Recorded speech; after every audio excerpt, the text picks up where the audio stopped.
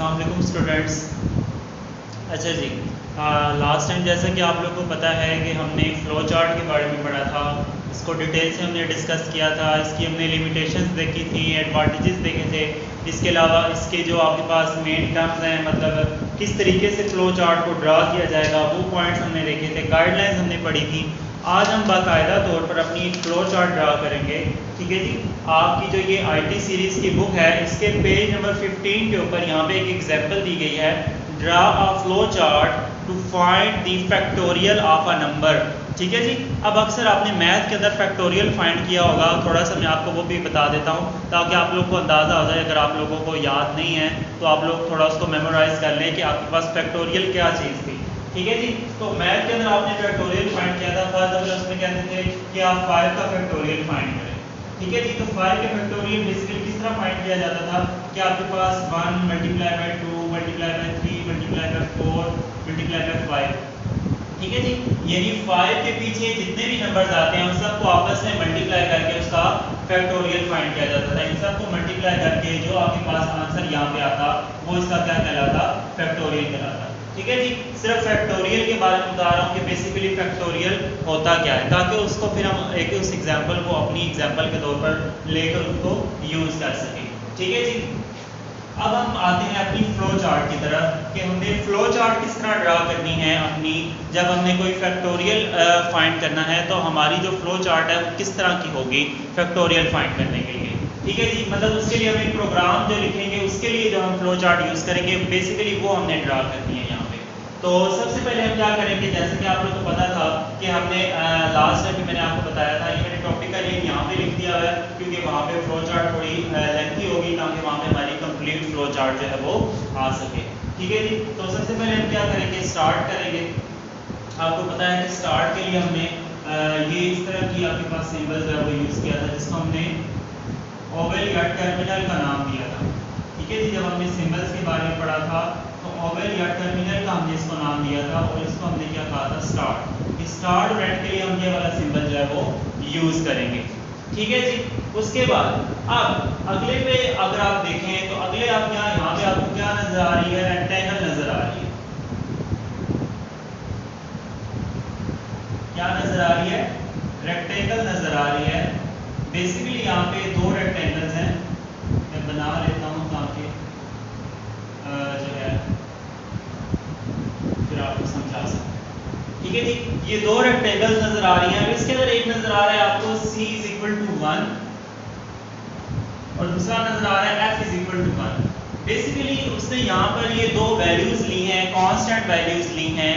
क्यों ली हैं, ताकि वो इनको आगे जाके प्रोग्राम के अंदर यूज कर सके।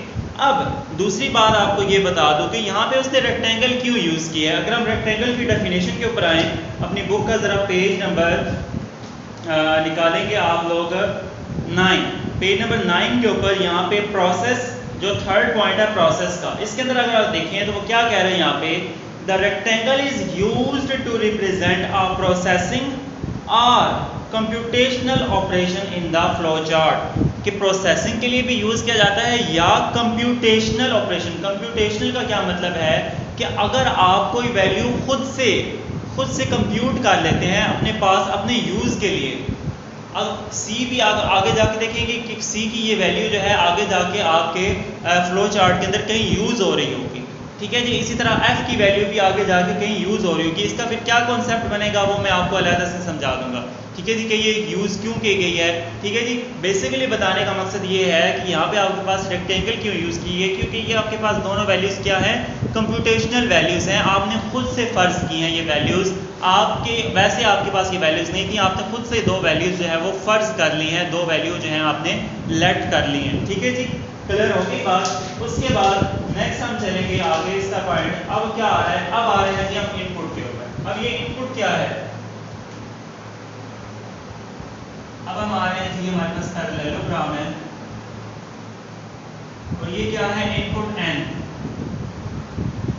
बेसिकली ये n क्या है, n वो नंबर है जिसका फैक्टोरियल हमने फाइंड करना है।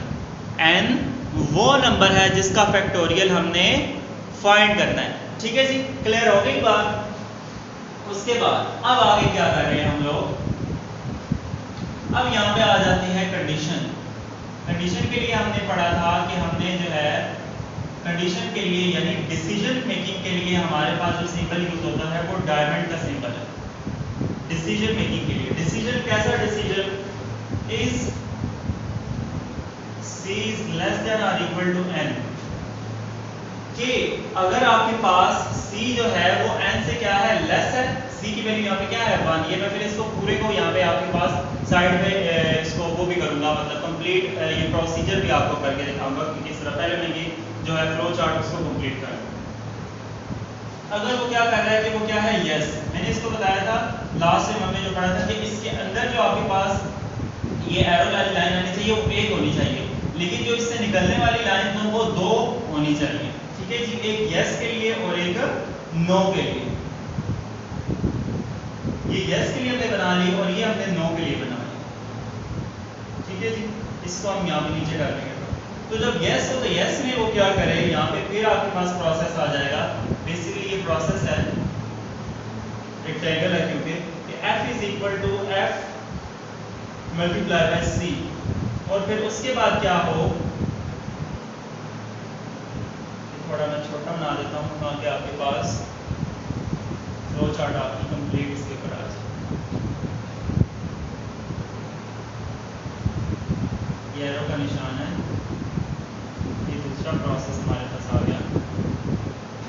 अब इसमें वो क्या कह रहा है, c is equal to c plus 1, इसी में एक इंक्रीमेंट कर दो और उसके बाद कर दो इनपुट f।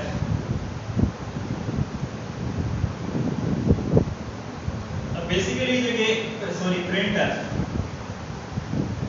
यानी फैक्टोरियल फाइंड हो चुका है। अगर नो है तो यानी अगर ये नो है तो इसका मतलब फैक्टोरियल फाइंड हो चुका है, उस f को प्रिंट कर दो और लास्ट में ये क्या है, ये क्या है एंड हो रहा है। ठीक है जी, ये यहाँ पे ये इसी की आपके पास जो ओवल शेप है यहाँ पे ये एंड हो जाएगा इस तरह से। ठीक है जी, जगह कम है, ये एंड मैंने छोटा सा यहाँ पे। अच्छा जी, उसके बाद अगर ये क्या नाम है फॉर एग्जांपल यस है और ये यहाँ पर होता है तो यहाँ से ये फिर वापस जा रहा है इसके पास।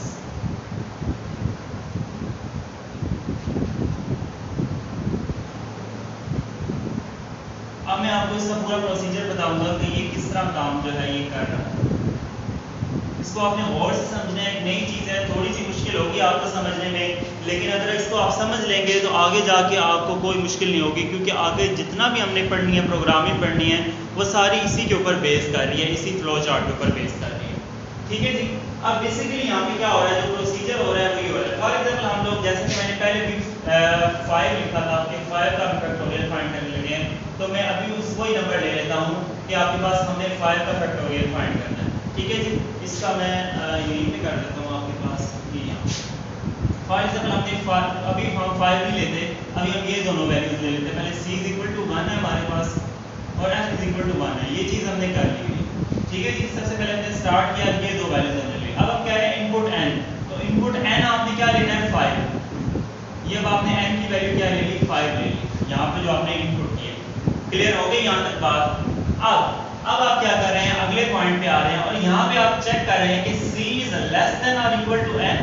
c की वैल्यू क्या है 1 है, क्या जो 1 है वो लेस देन है n से, 1 इज लेस देन और इक्वल टू 5, लेस देन और इक्वल टू, यानी ये दोनों में से कोई एक सूरत हाल भी अगर ठीक हो जाती है तो हम इसको ठीक कहेंगे। ठीक है जी, यानी अगर आप देखें ना 1 जो है वो 5 से लेस है तो ये हमारे पास क्या हो गई है, करेक्ट हो गई है। ये आपके पास क्या हो गई है, यस हो गई है। तो जब यस होगी तो यस होने के बाद आपने क्या करना है, इधर आना है नीचे।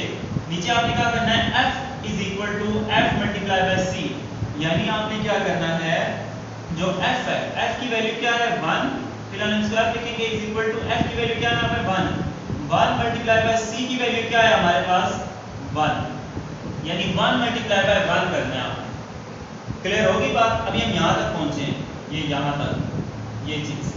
उसके बाद अब अगले स्टेप पे आपने क्या करना है, c is equal to c plus 1, c की वैल्यू आपने क्या कर दी है c प्लस 1, यानी c is equal to c की वैल्यू पहले क्या थी 1, अब आपने क्या कर दी फिर प्लस 1 कर दिया तो c की वैल्यू क्या हो गई 2। अब यहाँ से c की वैल्यू क्या हो गई 2, और 2 वैल्यू होने के बाद वो दोबारा इधर जा रहा है, दोबारा इसी कंडीशन के पास फिर दोबारा जा रहा है और फिर चेक कर रहा है क्या अभी भी c जो है वो n से लेस है, यानी ये जो 2 है क्या अभी भी n से लेस है। दोबारा यहाँ पे आ रहा है फिर 2 इज लेस देन और इक्वल टू 5। ठीक है जी। अगर फिर अभी देखें, अगर आप गौर से देखें तो ये अभी भी उससे क्या है, लेस है। पहले कंडीशन यहाँ पे चेक हुई, अब फिर दोबारा यहाँ पे चेक हो रही है, अभी फिर वो क्या है, उससे लेस ही है, यानी क्या है, यस यस है। तो आगे वो क्या करेगा, f is equal to F multiply by C, यानी आपके पास f is equal to f की वैल्यू क्या है 1 मल्टीप्लाई बाय c, c की वैल्यू अब क्या हो चुकी है 2 हो चुकी है। अब हम इस वैल्यू को लेके चल रहे हैं, ठीक है जी। पहले हम इस वैल्यू को लेके चल रहे थे, इस वाली वैल्यू को, अब वैल्यू क्या हो चुकी है 2, 1 मल्टीप्लाई बाय 2 और f के अंदर अब क्या स्टोर हो जाएगा 2 स्टोर हो जाएगा। Is that clear? अच्छा जी। अब इसके बाद फिर क्या होना है, फिर होना है c is equal to c plus 1, यानी अब आपके पास फिर c की वैल्यू बढ़ाई जा रही है, यानी c इज इक्वल टू, इसको मैं यहां से थोड़ा सा, c is equal to, c की वैल्यू क्या थी 2 प्लस 1, अब c की वैल्यू क्या हो गई 3, अब c की वैल्यू क्या हो गई है 3। दोबारा फिर इस कंडीशन के पास जा रहा है, फिर वो चेक कर रहा है क्या 3 इज लेस देन और इक्वल टू 5, c की वैल्यू अब 3 हो चुकी है ना, ठीक है जी। वो फिर चेक कर रहा है 3 इज लेस देन और इक्वल टू 5, अगर आपके पास यानी यहाँ पे कंडीशन चेक हो रही है 3 अभी भी क्या है, लेस है, यानी यस की तरफ जाएगा। यस का मतलब उसने इधर नीचे आना है, नीचे वो क्या करेगा f is equal to f multiply by c, f की वैल्यू क्या है आपके पास, यहाँ पे हमने फाइंड की थी 2, तो 2 मल्टीप्लाई बाय c की वैल्यू क्या हो चुकी है 3, 2 मल्टीप्लाई बाय 3 क्या हो जाएगा, f is equal to 6। Is that clear कि आपके पास f जो है वो अब क्या हो चुका है, c हो चुका है, f की वैल्यू हमने अब क्या की, c ये हो चुकी है, मतलब 6 हो चुकी है f की वैल्यू, ठीक है जी। उसके बाद फिर वो क्या कर रहा है, c is equal to c plus 1, ये अभी मैं वहां पे करूंगा,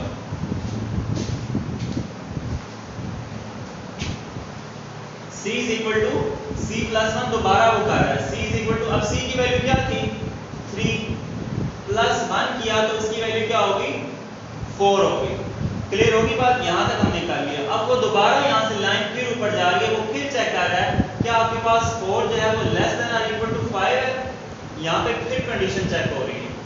अब कंडीशन अगर आप चेक करें तो यानी अभी भी जो 4 है वो 5 से लेस ही है, इक्वल नहीं है लेकिन लेस तो है ना। अगर दोनों में से एक भी सूरत हाल आपके पास ठीक हो जाती है तो आपने इसको यस कंसीडर करना है, ये यस हो गया।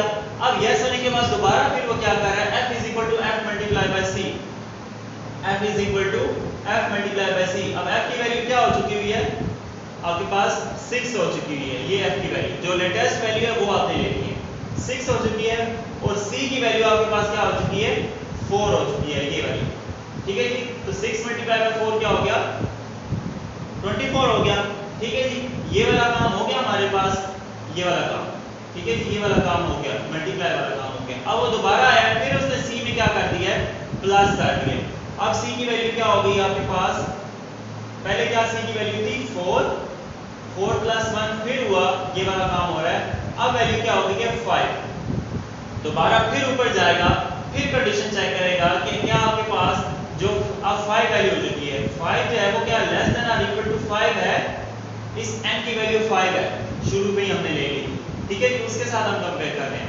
अगर अब अगर आप गौर से देखें, अब इक्वल है, अब लेस नहीं है, लेकिन कंडीशन फिर भी फुलफिल हो रही है, कंडीशन फिर भी फुलफिल हो रही है, यस ही हो रही है अभी की कंडीशन, ठीक है जी। तो जब यस होनी है तो आगे क्या होना है, f is equal to f multiply by c, यानी आपके पास f की वैल्यू हमारे पास क्या आ चुकी थी 24 मल्टीप्लाई बाय c की वैल्यू क्या हो चुकी थी हमारे पास, c की लेटेस्ट वैल्यू क्या थी ये वाली 5, तो 24 मल्टीप्लाई बाय 5 कितना होता है ये, अपने पास कैलकुलेटर के ऊपर करके देख लें, पर जो भी इसकी वैल्यू आ जाती है, चलिए हम इसको यहीं पे वैसे ही मल्टीप्लाई कर लेते हैं, कैलकुलेटर तो नहीं है मेरे पास। 24 मल्टीप्लाई बाय 5, तो 5 4s आर 20 का लग गया 0 2, 5 2s आर 10 एंड 2 12, ठीक है जी। तो 120 आ जाता है आपके पास इनको मल्टीप्लाई करने से, तो 120 आ गया, ये आ गया जी यहाँ पे 120, यहाँ तक हमने कर लिया। अब फिर दोबारा फिर क्या हो रहा है, c is equal to c plus 1, c की वैल्यू क्या है 5 प्लस 1, क्लियर हो गई बात। कि c इज इक्वल टू क्या हो रहा है c प्लस 1। अब क्या वैल्यू होगी ये 6। अब दोबारा फिर ऊपर जाएगा, अब चेक करेगा कि क्या आपके पास जो 6 है वो लेस देन और इक्वल टू 5 है।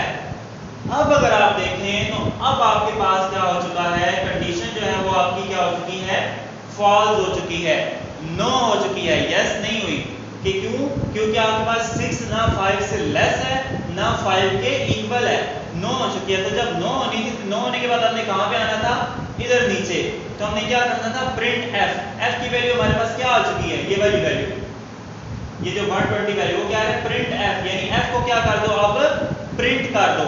तो वो आपके पास क्या हो जाएगा, ये जो 120 है प्रिंट हो जाएगा, और ये 120 आपके पास क्या है, इसका आंसर आ जाएगा। जो हमने 5 का फैक्टोरियल फाइंड करना था, अगर आप वैसे भी करके देखें तो वो आपके पास 120 ही आएगा। ठीक है जी, अगर आप उसको 1 multiply bye 2 multiply by 3 multiply by 4 multiply by 5 जब करके देखेंगे तो आपके पास आंसर जो है वो 120 ही आएगा। ठीक है जी, 1 2 2 2 3 6 6 4 24 और 24 5 120। ठीक है जी, तो क्लियर हो गई बात कि किस तरह हमने आपके पास की पूरी फ्लो चार्ट की, उसका प्रोसेस भी देख लिया वहां से लेकर यहाँ तक कि किस तरह ये पूरा का पूरा प्रोसेस हो रहा है। यही आपके पास जो प्रोसेस है वो प्रोग्राम के अंदर भी यूज होगा और यही प्रोसेस आपके पास एल्गोरिथम के अंदर भी अडॉप्ट किया जाएगा। तो ये इसलिए बहुत ज़्यादा इंपॉर्टेंट है। अगर आपको एक दफ़ा समझ नहीं आई तो आप इस वीडियो को दोबारा सुने, पॉज कर करके सुने। ठीक है जी, फिर भी कोई कन्फ्यूजन रह जाती है तो आप मुझसे कंसर्न कर सकते हैं, मुझसे पूछ सकते हैं। ठीक है जी, तो ये बहुत ज़्यादा इंपॉर्टेंट है, इसको अच्छे से आप लोगों ने अंडरस्टैंड करना है। ओके जी, अल्लाह हाफ़िज़, थैंक यू।